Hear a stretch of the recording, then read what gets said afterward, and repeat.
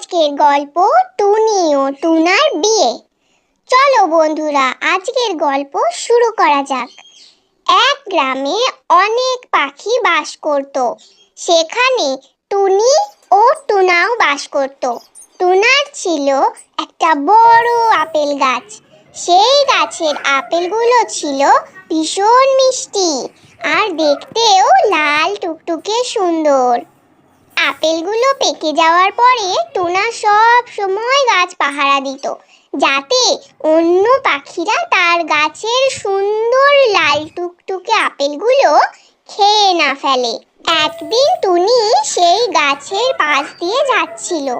সেইখান দিয়ে যাওয়ার সময় টুনি টুনার গাছের টুকটুকে লাল সুন্দর আপেলগুলো দেখতে পেল। লাল টুকটুকে আপেলগুলো দেখে টুনির খুব লোভ হলো, কিন্তু টুনা সব সময় তার আপেল গাছ পাহারা দিত, যাতে অন্য কোনো পাখি এসে তার লাল টুকটুকে আপেলগুলো খেয়ে না ফেলে। সেই ভয়ে টুনি আপেল গাছের কাছে যেতেই পারছিল না। এদিকে টুনি ভাবছিল কোন বুদ্ধি খাটালে লাল টুকটুকে সুন্দর আপেলগুলো সে খেতে পারবে।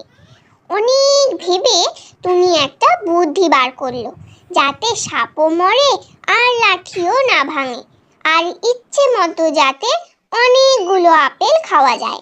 এই ভেবে টুনি গেল টুনার কাছে বিয়ের প্রস্তাব নিয়ে, যাতে সে ইচ্ছে মতো আপেল খেতে পারে। টুনি যখন টুনার কাছে গিয়ে বিয়ের প্রস্তাব দিল, তখন টুনা অনেক কিছু ভেবে টুনির কথায় সায় দিয়ে দিল, কারণ টুনার কেউ ছিল না। টুনা ভাবলো যদি সে টুনিকে বিয়ে করে তাহলে তার একটা সাথী হবে, আর দুজনে মিলে লাল টুকটুকে আপেলের গাছটা পাহারা দেবে। কিন্তু টুনা তো জানতেই পারলো না যে টুনি লাল টুকটুকে আপেলগুলো খাবার জন্যই টুনাকে বিয়ে করতে চাইছে। যাই হোক, তারপরে টুনি আর টুনা দুজনেই বিয়ে করতে চলে গেল।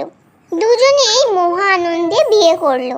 এদিকে টুনি তো সেই কখন থেকে অপেক্ষা করছে কখন বিয়েটা শেষ হবে আর সেই মিষ্টি লাল টুকটুকে আপেলগুলো সে খাবে। বিয়ে সম্পূর্ণ হলো আর তার আশাও পূর্ণ হলো। এরপর টুনি লাল টুকটুকে মিষ্টি মিষ্টি আপেলগুলো সারা দিন ধরে খেতেই থাকে। টুনা বেচারা কিছুই বলতে পারে না, যাতে টুনি ওকে ছেড়ে কখনো চলে না যায়। সেই ভয়ে সে সব সময় চুপচাপ থাকে, আর টুনি মহা আনন্দে লাল টুকটুকে আপেলগুলো খেতে থাকে। বন্ধুরা, ভিডিওটি কেমন লাগলো জানিও, আর ভিডিওটা একটা লাইক করে দিও, আর প্লিজ চ্যানেলটা সবাই সাবস্ক্রাইব করে পাশে থেকো।